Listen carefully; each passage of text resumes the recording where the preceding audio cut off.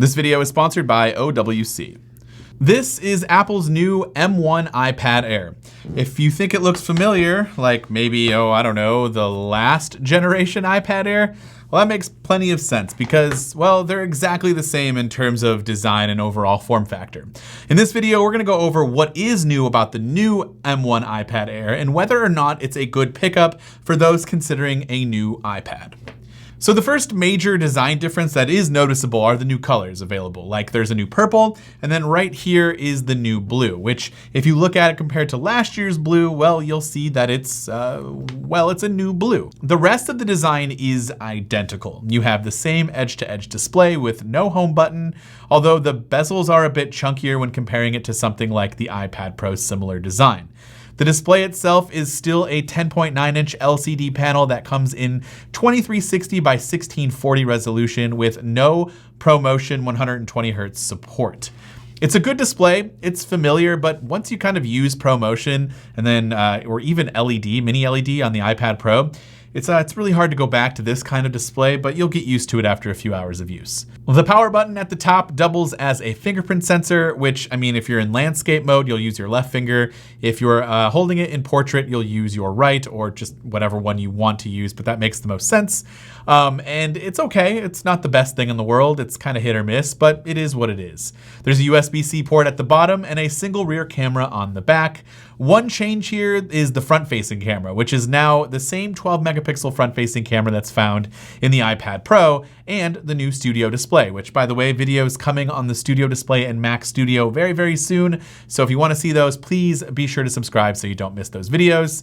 And also, the front-facing camera that I just mentioned supports center stage.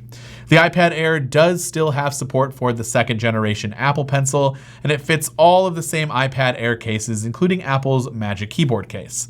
The biggest change for this new iPad Air compared to last year's is the inclusion of the M1 chip and 5G support.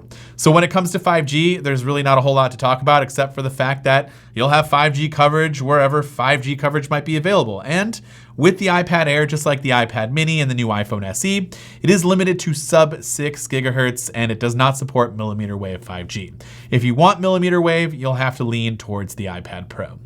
The M1 chip, on the other hand, will offer users a pretty big increase in performance, and standard benchmarks will show you just that. I'm not sure if that's going to be immediately noticeable in everyday use with these tablets. I've only used it for a few hours. It obviously depends on what your daily use case is with an iPad, but the M1 iPad Air should be right up to par with the iPad Pro in terms of performance, and it should be able to do whatever you want it to do. So, I mean, you're not going to be missing out with performance on this new iPad. So the main question here is, who is this iPad for? If you have the last generation iPad Air, you can save your money unless you are really looking into making this your new main computer and you want to make sure, or you think you'll need the performance boost of the M1 chip, or if you really must have 5G, then yeah, sure, I guess you can pick this up, but really everything else is pretty much identical to the point where I think it's worth saving the money. This is probably obvious to you, but it is still worth mentioning. The real question is, should you buy this iPad Air over the 11-inch iPad Pro? Now, the iPad Air retails for $599, and so for an additional $200, you could get an 11-inch iPad Pro with a 120Hz ProMotion display, a Thunderbolt port at the bottom instead of USB-C, and an additional camera on the back with a LiDAR sensor as well. The iPad Pro also has 2 additional speakers, so 2 at the top and 2 at the bottom, for a pretty good quad speaker setup. And the base model iPad Pro also starts off with 128 gigs of internal storage, which is double the base model for the iPad Air, which comes in at 64, and that might be a little bit low for some users out there. Those are really some of the major differences and really the only differences between the two iPads, because other than that, they have the same similar design for the most part. The bezels are a little bit chunkier on this one. And also there is the same M1 chip. So, I mean, performance is going to be pretty much the same. And so if none of those things are a huge deal for you, and to me they're not, I would just save the $200 and go with the iPad Air. The only thing I could maybe make an argument for is ProMotion, but I would imagine most people probably don't care. Overall, the iPad Air adds some slight improvements to last year's model, has the performance to pretty much do anything you could possibly want to do on an iPad, and I'd recommend this over an iPad Pro if you're looking to save money and you don't need any of the features that I just mentioned. So let me know in the comments down below if you managed to pick up an iPad Air. We'll probably do a few more videos detailing the way I would use this iPad Air, maybe like a setup video about this iPad Air and some useful accessories. So be sure to subscribe to the channel so you don't miss those future videos. Before we end today's video, I do want to give you more information about today's sponsor, OWC.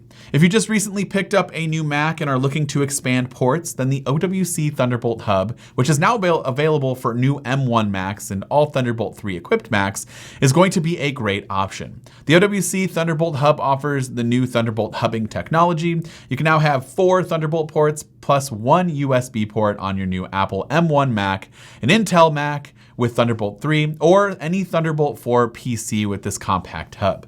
You can now connect and charge any device with a USB-C or USB-A connector, support up to 2 4K displays or a single 5K, 6K, and 8K display, add high-performance storage, including NVMe solutions, and generally make your workflow work for you by adding AV mixers, phones, or tablets, even desktop accessories, all through one single Thunderbolt port. The OWC Thunderbolt Hub is available now, and you can click the link in the description down below to pick up one or any other products from OWC that you might be interested in. This has been Dan with Mac Rumors. Thanks so much for watching, and I hope to see you around in the next video.